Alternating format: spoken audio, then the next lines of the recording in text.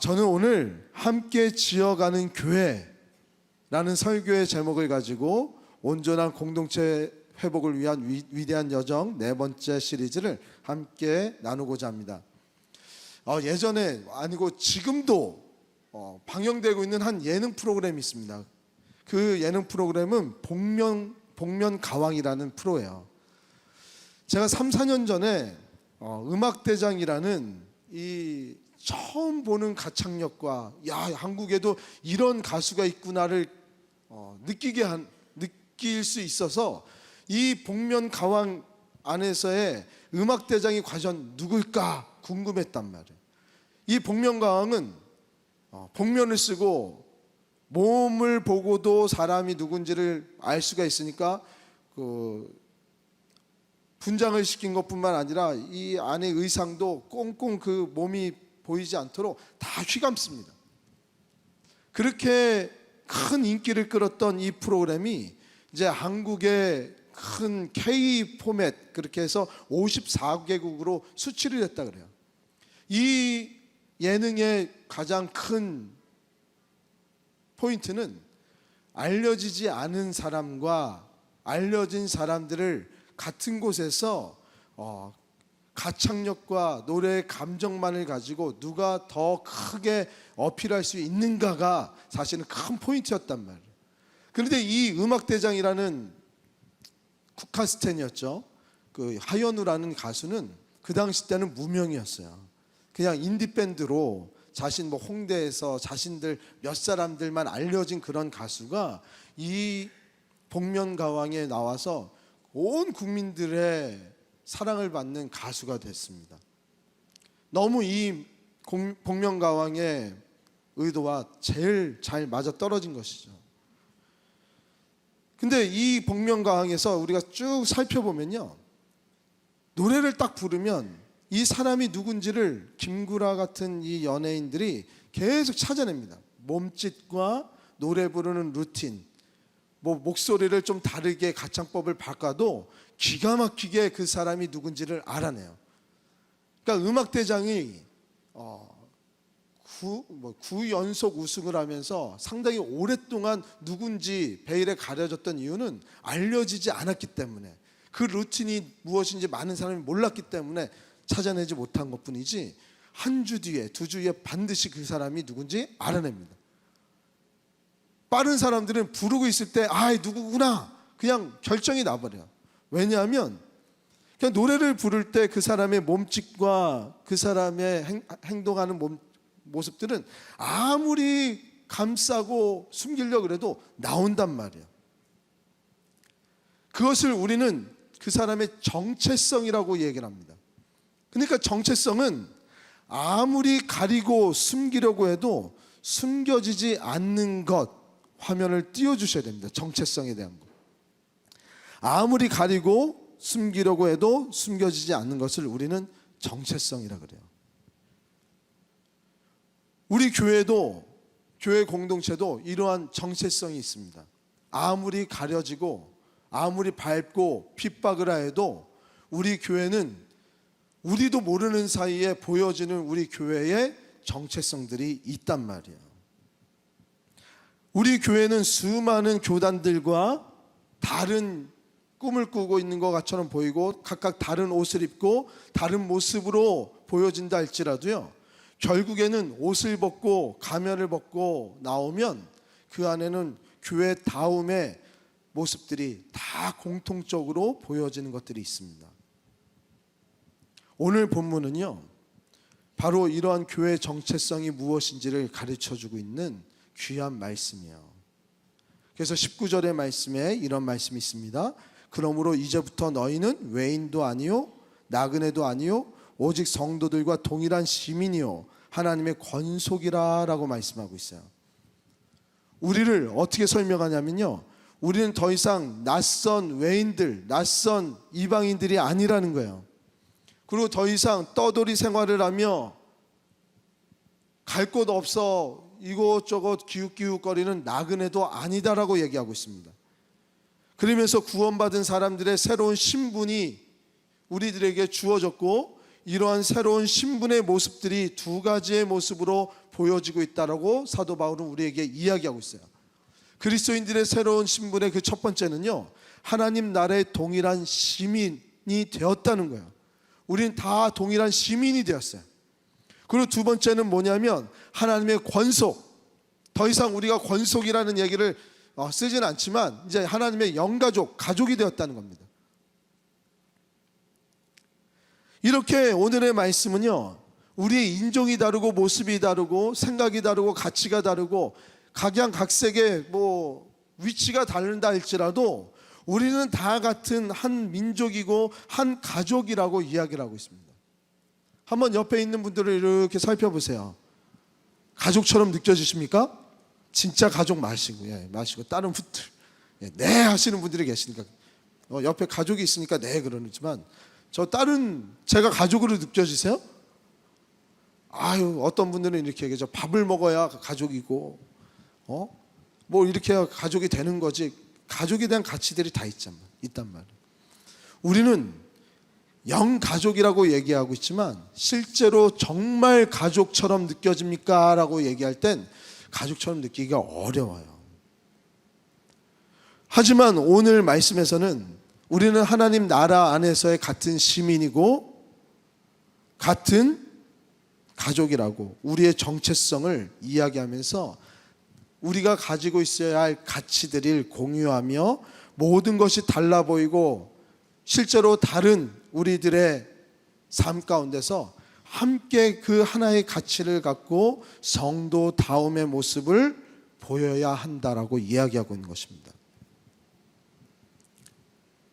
그래서 교회는요, 이 말씀 때문에 교회의 정체성을, 이 공동체성의 연합, 가족 하나됨, 그것을 가지고 회복하려고 많은 노력을 했습니다. 제가 어렸을 때도요, 중고등학교 수련회를 이렇게 가다 보면 항상 이 연합과 가족됨, 하나됨을 위해서 공동체 훈련이라는 걸 했어요. 그 공동체 훈련을 통해서 저는 정말 특수 훈련을 받은 것처럼 이 연합함이 무엇인지를 군대용어로 빡세게 얼마나 소중한지를 배웠습니다. 어떻게 이 공동체 훈련을 했냐면 오리걸음으로 2인 삼각을 해서 여기서부터 저기까지 돌아와야 되는 거예요. 제일 먼저 온 팀은 승리 몇 점, 늦게 온 팀은 몇 감점, 이렇게 되니까 너무 힘든 거예요. 너무 힘든 거예요. 여자 친구들도 막 울면서 그거를 했던 기억이 있어요. 신문지 위에 누가 더 많이 올라가나, 같은 사람이 올라가면 한 번 접어, 그럼 또 올라가고 없고, 그것뿐만 아니라 여러 가지 혹독한 훈련을 통해서 정말 특수요원의 정말 정예 부대를 키우는 군대에서만 할 수 있을 만한 그러한 것들을 우리들을 시켰단 말이에요. 공동체 훈련을 하면 항상 빨간 모자와 여기에는 특수부대 출신의 우리 선생님들이 앞에 나서서 삑삑거리면서 공동체 훈련을 시켰어요. 그리고 그렇게 특수 훈련을 다 특전사 뺨치는 훈련을 받고 내려온 우리들, 공동체성의 소중함을 다 그렇게 훈련받은 우리들이 내려와서 한 모습은 항상 싸우고 미워하고 험담하 있었습니다. 그 특수훈련은 우리의 삶을 변하지 못하게 했어요. 다만 이 훈련을 통해서 연합의 중요성이 얼마나 중요한가를 느끼게는 해줬죠. 하지만 우리의 삶을 변화시키지 못했단 말이에요. 저도 전도사 때 똑같이 했습니다. 내가 배운 게 그거라고. 삑삑거리면서 혼내고 연합이 중요한 거다. 우리는 한 마음입니다. 정신통일. 그래서 어깨동무하고 앞으로 지침 그러면 앞으로 지침하고 뒤로 지침 그러면 뒤로 지침하고, 한 명이라도 물결을 치면 안 돼. 우리는 하나야. 앉아 일어나. 그걸 저도 했고 계속 그래 했었단 말이에요. 근데 그게 절대로 우리를 연합시키지 못해요. 그러면 어떻게 우리는 교회의 정체성을 확립시키려고 연합을 이룰 수 있을까요? 오늘 본문에는요, 20절에 우리에게 연합이 이렇게 이루어질 수 있다라고 답을 해주고 있습니다. 너희는 사도들과 선지자들의 터 위에 세우심을 입은 자라. 그리스도 예수께서 친히 모퉁이 돌이 되셨느니라. 아멘입니까? 성도는요, 선지자들의 터 위에, 사도들의 그 터 위에 세워졌고요, 그 터 위에 예수 그리스도가 모퉁이 돌이 되어주셔서 우리 한 사람 한 사람들이 귀한 하나님의 재료가 되어 교회를 연합하여 세울 수 있다라 그래요. 이 사도들을, 선지자들의 터가 무엇인지, 예수 그리스도 안에서 예수 그리스도가 모퉁이 돌이 되었다는 것이 무엇인지는 제가 조금만 있다가 더 설명을 드릴게요. 이 의미를 우리가 정말 잘 이해하기 위해서는요, 19절의 말씀으로 우리는 다시 돌아가야 돼요. 19절에 그러므로라는 단어가 있어요. 그러므로라는 단어는 어떤 모든 것을 다 종합하여, 이전에 이야기했던 것을 다 조합하여서 결론을 내어지고 요약을 할 때 우리는 그러므로라고 이야기를 합니다. 그래서 오늘 말씀을 사도 바울은 무엇을 이야기하여서 결론을 서로 연합을 통하여 사도들과 선지자의 터 위에, 그리고 그 터 위에서의 예수 그리스도가 모퉁이 돌이 되어 하나님의 성전을 지으라고 하셨을까 살펴보았더니요, 오늘 사도 바울이 이야기한 그러므로라는 내용이 이 에베소서 11장에서부터 18장까지의 내용의 전반적인 것을 다 통틀은 것을 우리는 알 수가 있었단 말이에요.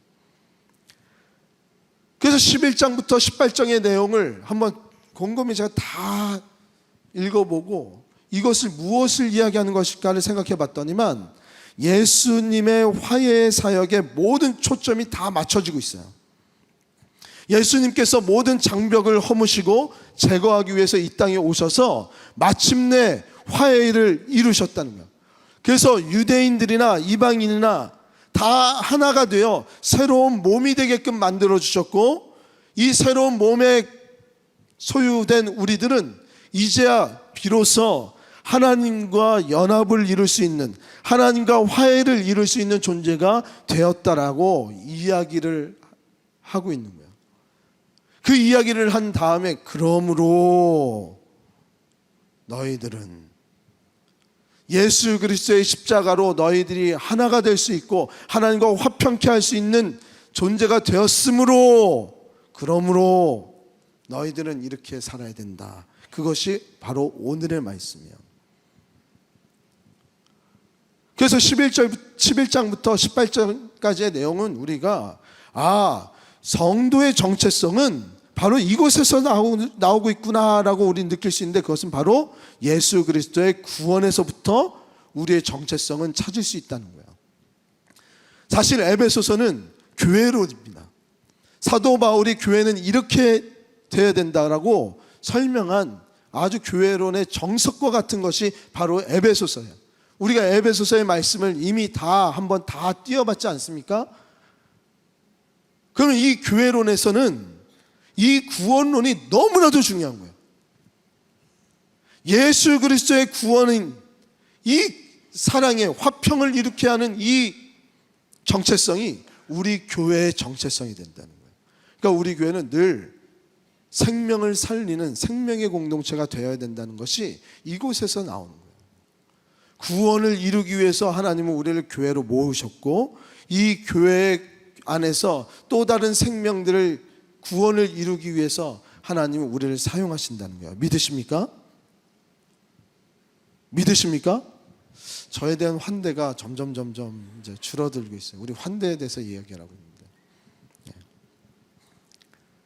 구원받은 우리들은 천국의 시민이 되었습니다. 그리고 천국의 가족이 되었습니다. 어떻게요? 사도들과 선지자들의 터 위에서 세운 바 되었으니까. 모퉁이 돌이, 예수님이 우리의 모퉁이 돌이 되어셔서 우리를 세워주셨으니까. 사도들과 선지자들의 터는 말씀이 구원의 기반이 되는 것을 의미합니다. 선지자들이, 사도들이 말씀을 가르쳤잖아요. 말씀을 선포했잖아요. 그러니까 우리의 터는 말씀의 터 위에서 예수 그리스도가 모퉁이 돌이 되어 우리는 교회가, 성전이 세워지는 거예요. 예수님의 모퉁이 돌은 무엇입니까? 말씀 안에서 그 가장 중요한 모퉁이 돌, 가장 중요한 기본석이 되는 그것이 바로 예수 그리스도의 십자가의 구원이라는 거예요. 이것이 없으면 우리 교회는 세워질 수가 없습니다. 그러면서 21절 말씀으로 이어진단 말이에요.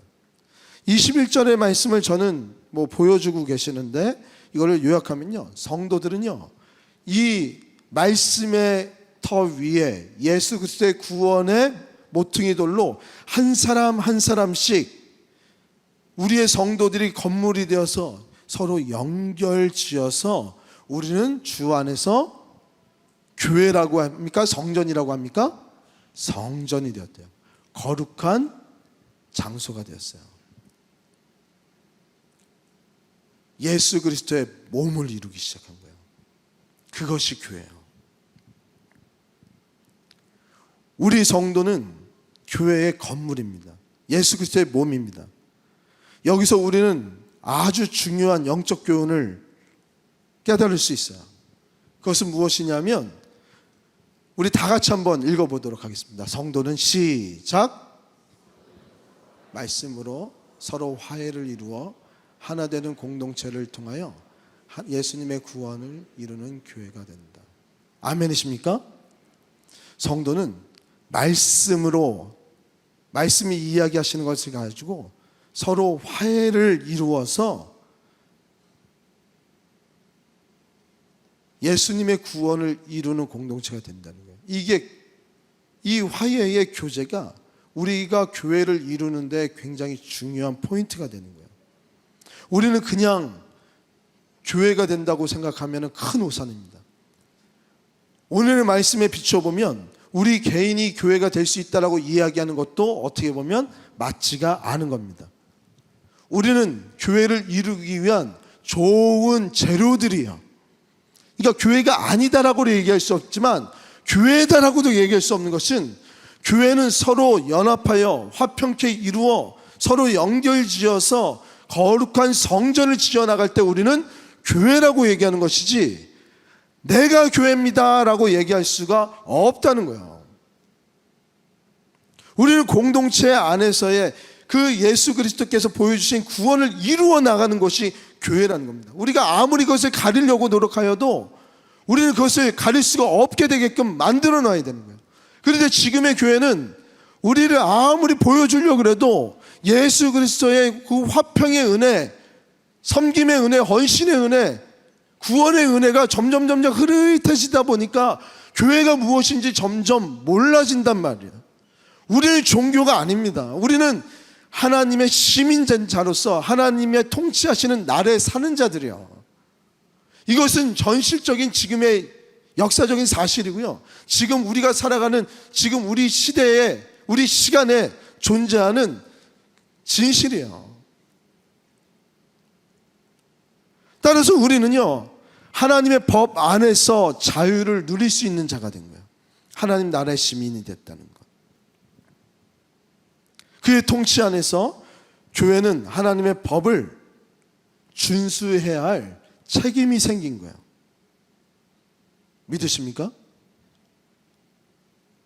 지금 우리가 정치적인 성향이 다 다르다고 이야기하는 것을 우리 교회에서는 그렇게 얘기하면 안 돼요. 우리는 우리 정치적인 성향을 갖고 있어야 돼요.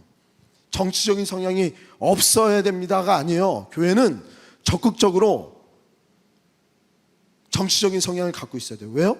우리는 하나님 나라에 사는 자들이요.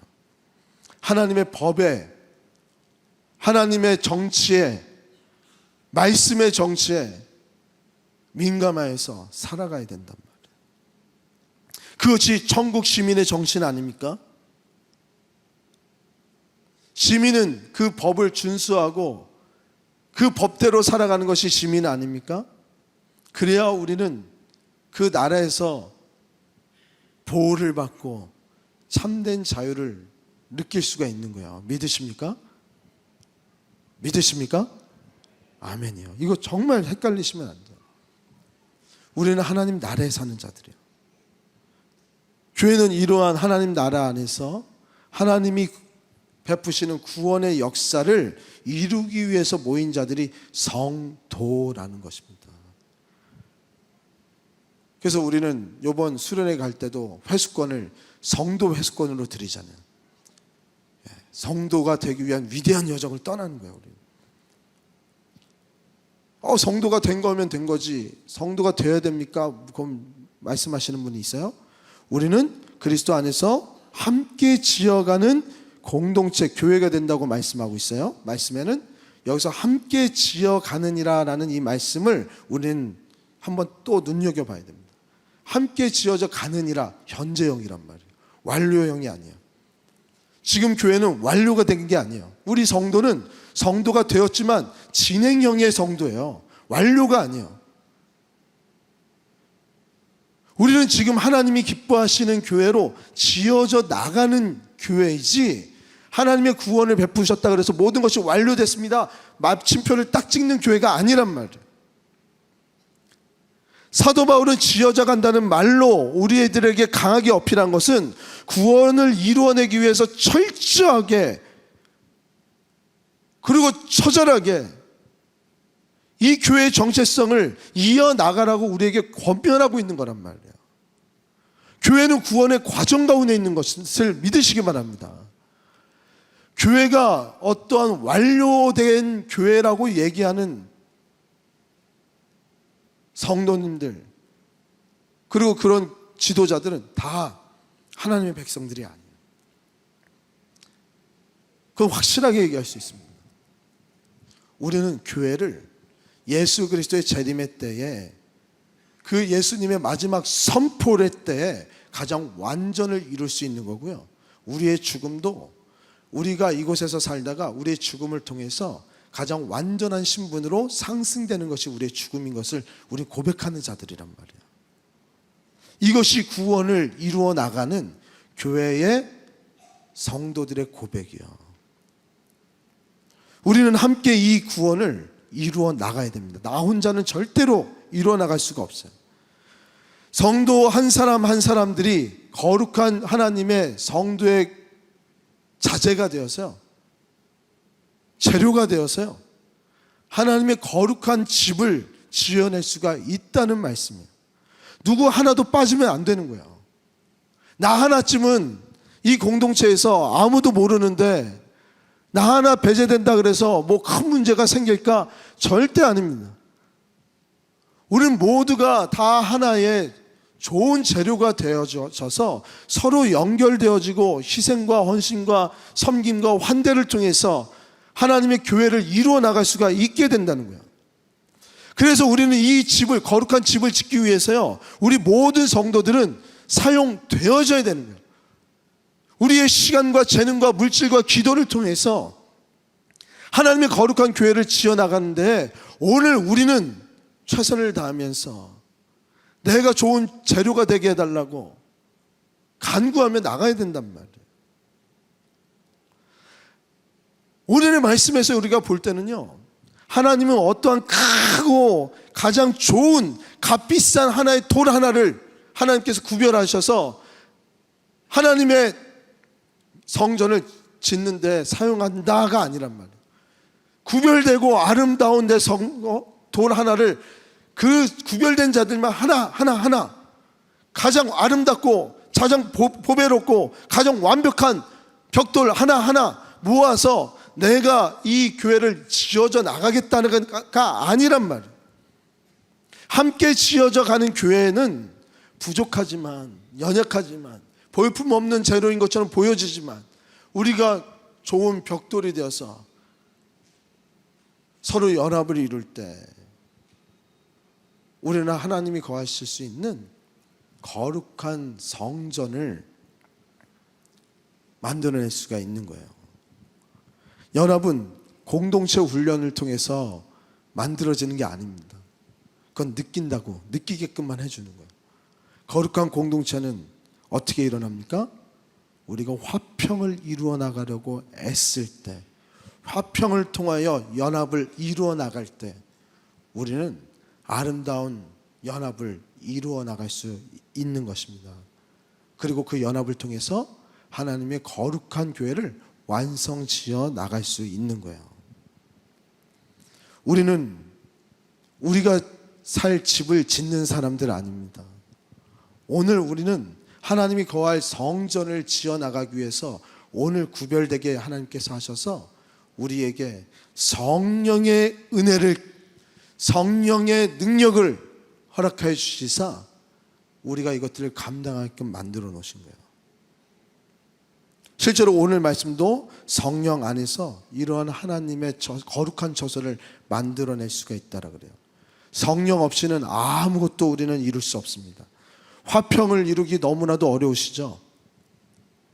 괴로우시죠? 성령 안에서 하는 거예요. 제가 어제 참 마음이 아픈 일이 있었습니다. 뭐냐면 우리 교회가 또 오폐수 를 처리하는 모터가 고장이 난 거야. 또 우리 장로님 제가 외부에서 이거를 전문 업체를 부르자라 그랬어요. 근데 오늘 또 화장실도 다 써야 되고 주방도 써야 되니까 빨리 해야 되는데 오늘 토요일날 못 온다는 거야. 그러니까 또 장로님 한 분이 또 거기에 들어가셨어요. 냄새 나는 곳에. 그것을 들어가면요 어떤지 아십니까? 본인의 정체성이 흔들린대요. 처음에는. 제가 그 얘기를 듣는데 정말 저도 마음이 짠하고 미안해서 어떻게 요번에도 또 그 고치시려고 두 분의 장로님이 들어가셔서 그걸 고치셨는데 어떻게 말을 못하겠는 거예요. 너무 미안하고 죄송했어요. 그래서 교회는 세워져 갔습니다. 오늘 그렇게 예배 드리시는 거예요. 저도 오늘 설교할 수 있었던 거예요. 지금도 생각하면 너무 미안해요. 너무 죄송해요. 근데 하나님 앞에서는 가장 귀한 분이 되셨겠죠. 그리고 올라오셨을 때 뭐 만화로 한 우리 포스터 하나를 보셨을 거예요. 우리 고등부의 신비라는 자매가 이 포스터를 만든 거예요. 그리고 저를 보여주는 거예요. 무조건 걸자, 무조건 걸자. 완성도도 좋았지만 완성도가 없어도 무조건 걸자.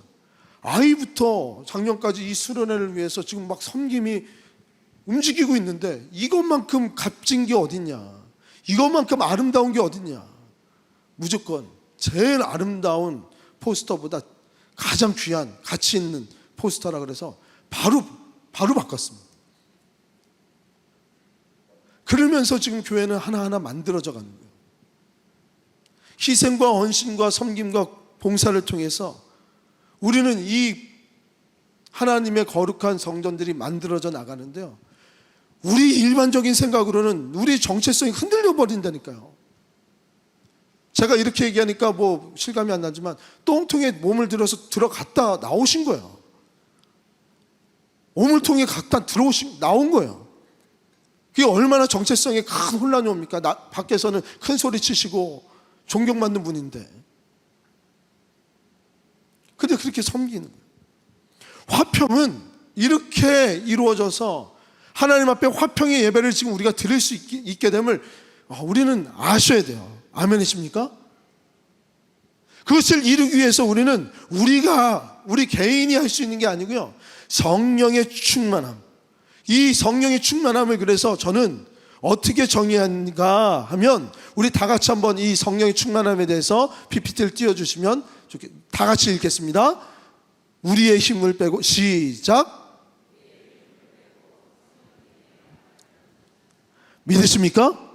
성령이 충만하다는 것은요, 우리의 힘을 빼고요, 성령님께 모든 것을 맡기는 것이 성령 충만이라는 거예요. 내 개인의 정체성을 혼란스러울 때 그것에 힘을 주면 우리는 조금씩 무너집니다. 하나님 교회는 아무도 모르셨죠. 이게 한두 번이 아니에요 지금. 그래서 제가 너무 가슴이 아프고 너무 죄송하고 감사하고 그래서 말씀을 드린 거란 말이에요. 우리는요, 화평을 위해서요, 우리의 힘을 빼고 성령의 충만함을 간구하며, 오늘 우리 안에서 화평이 필요한 곳이 어디입니까? 분란이 있는 곳이에요. 그냥 우리가 행복한 것은 말하지 않아도 그냥 화평이 이루어져요. 우리 아이들의 이 워십을 보면서 우리는 마음의 흐뭇함과 기뻐함이 있잖아요. 화평을 그냥 이루잖아요. 항상 화평을 이루는 곳은, 화평을 이루기 싫은 곳이 우리의 화평에 이루어야 될 장소라는 거예요. 그러니까 얼마나 힘들어요. 우리의 힘을 빼고 성령의 충만함을 갖고 화평을 이룰 때 우리의 정체성이 아무리 꽁꽁꽁꽁 우리를 둘러매고 핍박하고 억압한다 할지라도 우리 교회의 정체성이 드러날 줄 믿습니다. 이제 말씀을 맺으려고 해요.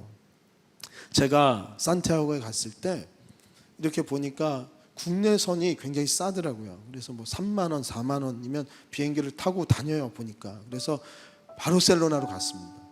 왜냐면 이 건물 하나, 사그리다 파밀리아를 보고 싶어서, 이 교회를 보고 싶어서 제가 3일을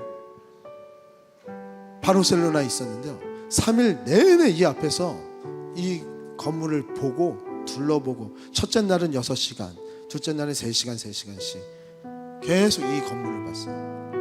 이 건물 사그라다는 거룩한이라는 뜻이에요. 그리고 파밀리아는 가족이라는 뜻입니다.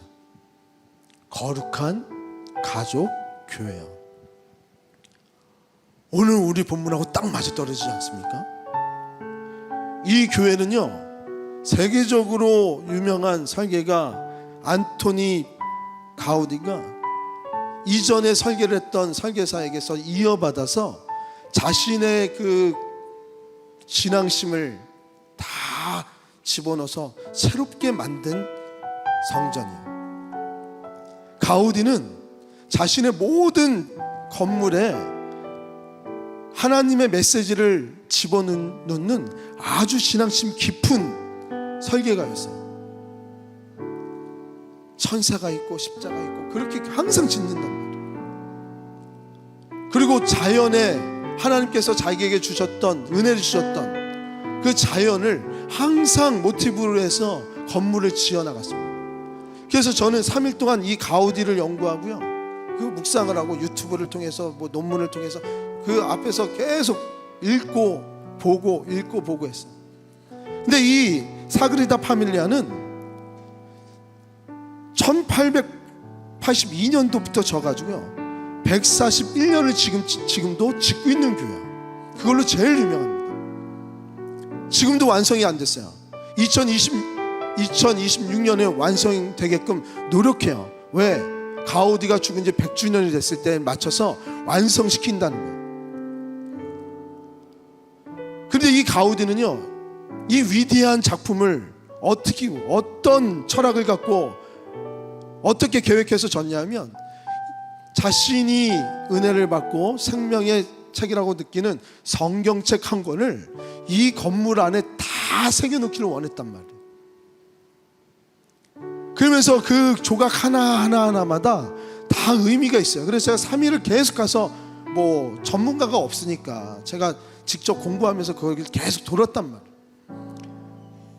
동쪽 편을 가우디가 짓고, 이제 남쪽 편을 지금 새로운 사람이 져가지고 뭐 말도 많은데 하나하나마다 다 의미가 있고요. 성경을 읽지 않아도 이 건물 하나를 설명만 들으면 성경의 내용이 무엇인지를 다 설명할 수 있게끔 만들어놨어요. 그런데 제가 이렇게 보니까 가우디는요, 자연에서 영감을 받아서 모든 건축을 했다 그래요. 그래서 제가 그 안에서 깨달은 게, 이렇게 오랫동안 지려고 했던 것은 자기 때에 모든 것을 질 수 없다는 것을 알았는데도 계속 공사를 이어나가게 한 것은 나무가 계속 생명력을 갖고 자라는 것처럼 이 거룩한 가족 교회도 끊임없이 성장하면서 끊임없이 번창하면서 생명을 갖고 있는 교회라는 것을 우리들에게 보여주고 싶어서 그런 것을 아닐까? 그런 생각을 해봤어요. 그러면서 교회에서 그 교회를 다 보고 집에 와서 이제 숙소에 와서 고민을 했어요. 그렇다면 하나님의 입장에서는 가우디가 몰랐던 하나님의 계획은 무엇이 있을까? 이 교회의 건물 안에 성경을 다 집어넣기를 원했는데 그 간절한 마음을 사용하셔서 하나님이 우리들에게 보여주고 싶은 것은 무엇이 있을까? 저의 감동입니다. 뭐 어디서 뭐 쓴 게 아니라 하나님께서는 오랫동안 이 건물을 짓게 하시면서 수많은 세대들을 거쳐나가 가우디 한 사람의 설계가가 아니라 또 다른 설계가가 이어받아서 함께 이 교회를 지어나가는 모습을 보이고 싶어서 그런 거 아닐까. 이 교회가 성경 한 권을 그대로 다 집어넣기를 원하는 이 가우디의 마음 안에서 하나님은 지금도 함께 거룩한 가족의 교회는 함께 여러 사람들이 나의 당대 때 모든 것을 다 쏟아내서 이것을 다 이루어야 됩니다가 아니라 예수 그리스도의 재림의 때에 오심을 기대하면서 그때의 완성의 교회를 이루어 나가기 위해서 오늘 내가 사용받는 것에 감사하며 하루하루를 살아가는 것을 이 교회를 통해서 나에게 막 보여주시는 것 같단 말이에요. 교회는 이렇게 되는 곳이구나. 교회는 이렇게 내 모든 것을 내 당대 때 다 이뤄내기 위해서 모든 것을 쏟아내는 것이 아니라 하나님의 영광을 드러내고 성경의 구원하심을 이야기하며 거룩한 교회가, 거룩한 가족의 교회로 계속 끊임없이 성장하며 그 안에서 생명력을 가지고 살아가게 하는 것이 교회구나라는 것을 느꼈단 말이에요. 우리 교회는요, 함께 지어져 나가는 것입니다. 믿으십니까? 예수님이 재림하는 그날까지 어떻게요? 성령 안에서 주시는 성령의 능력을 가지고 화평을 구하는 거예요. 어려운 시기 가운데서도요, 나의 정체성이 무엇인지 혼란스러워할 때도 이 교회의 주인 되신 하나님, 그리고 하나님께 예배드리기 위한 화평을 위해서 나의 몸을 내던지며 서로의 기쁨을 위해서 묵묵히 희생하며 살아갈 때 하나님은 이 교회를 성전으로, 그냥 교회가 아니라 성전으로 바꿔나가시는구나. 누가 교회를 성전이 아니라고 막 얘기하죠. 그거는 보이는 교회, 이건 의미가 없는 거니까. 근데 우리는 이 교회를요, 성전으로 만들어 함께 지어져 나가는데 애써야 될 줄 믿습니다. 우리가 꿈꾸는 것은 예수 그리스도가 오셨을 때요, 우리 모든 성도님들이 이번 수련회를 준비하는 과정 가운데서 구원은 과정이 중요합니다. 과정에 모든 은혜가 다 있어요. 결과를 중요시 여기면 안 됩니다. 우리 준비하는 과정, 성장하는 과정, 함께하는 그 과정에 화해를 이루시길 주님의 이름으로 축복합니다. 아멘. 아멘. 이 시간 우리 다 같이